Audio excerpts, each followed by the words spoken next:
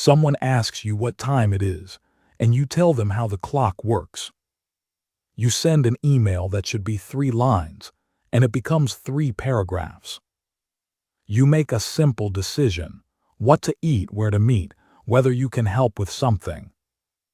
And before you know it, you've explained your reasoning for the reasoning, and then apologized for explaining so much.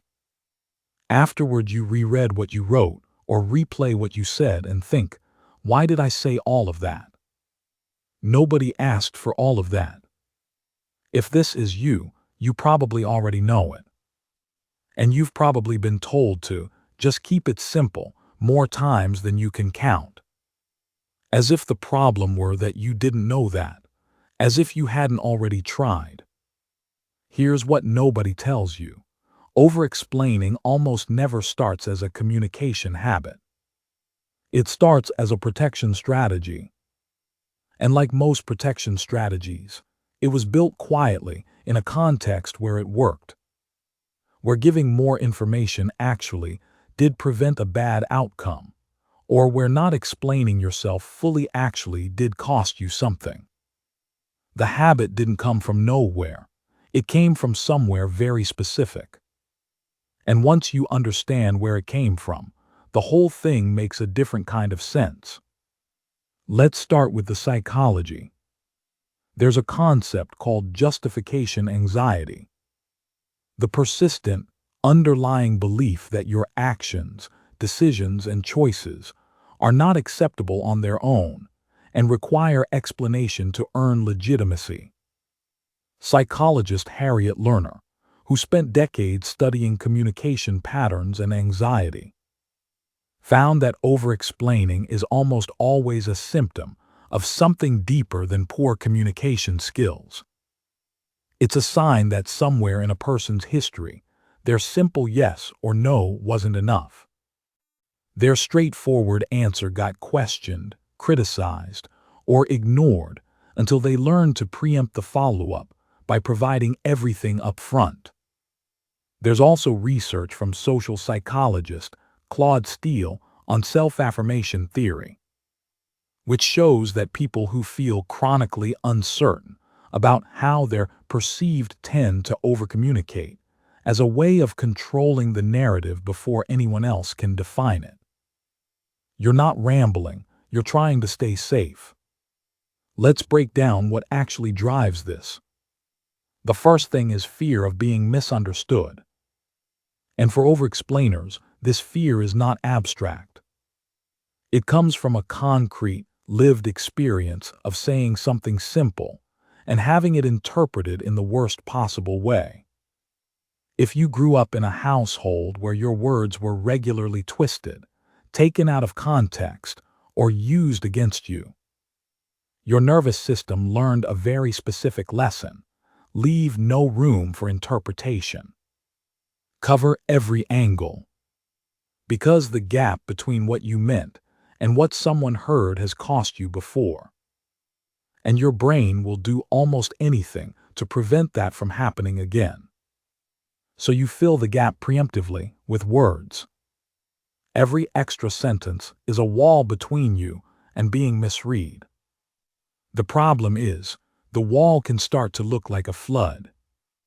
The second thing is what psychologists call chronic approval seeking.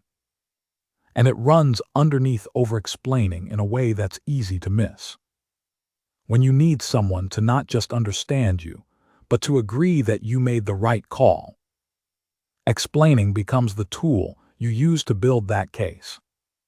You're not describing your decision, you're defending it.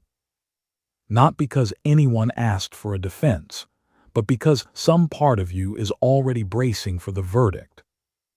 This often starts in childhood, specifically in homes where decisions were routinely questioned, where you needed a good reason for everything, where "because I want to" was never sufficient. As an adult, that early training plays out in emails, conversations, and even text messages. The constant low-hum need to prove that what you did was justified, reasonable, understandable, valid. The third thing is anxiety management. And this one is probably the most honest explanation for why over-explaining happens even in completely safe situations, with completely safe people. For many over-explainers, the act of explaining is not really about communication at all. It's about reducing internal anxiety. The more words you produce, the more in control the situation feels. The more context you give, the smaller the chance that something will go wrong. Saying everything feels safer than leaving anything out. Psychologists call this reassurance-seeking behavior. The pattern of using words and explanations to self-soothe, not just to inform.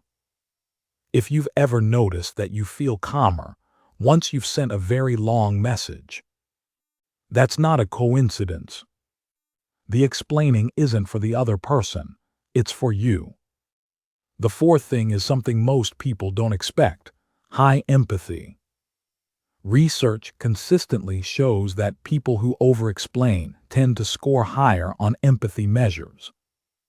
Specifically, the kind of empathy that involves perspective taking, the ability to imagine how someone else might receive what you're saying.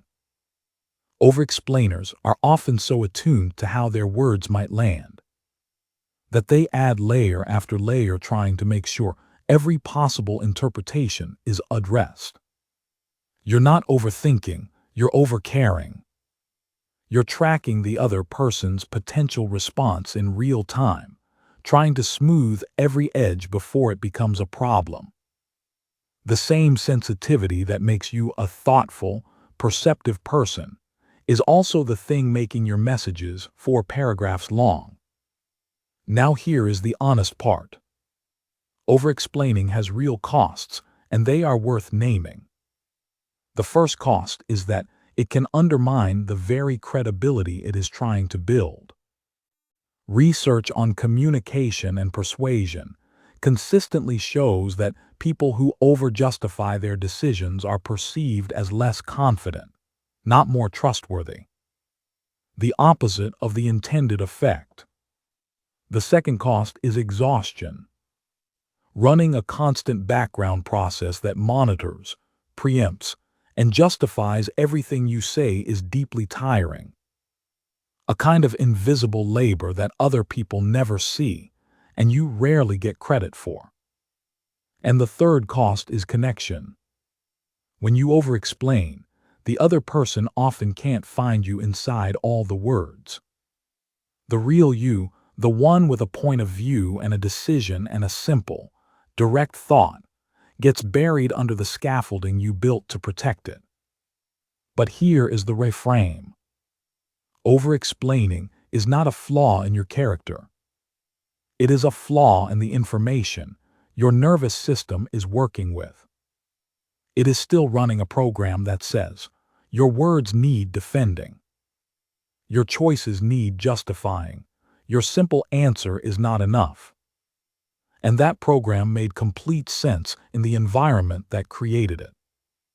It was accurate once. The work is not to become someone who stops caring about being understood.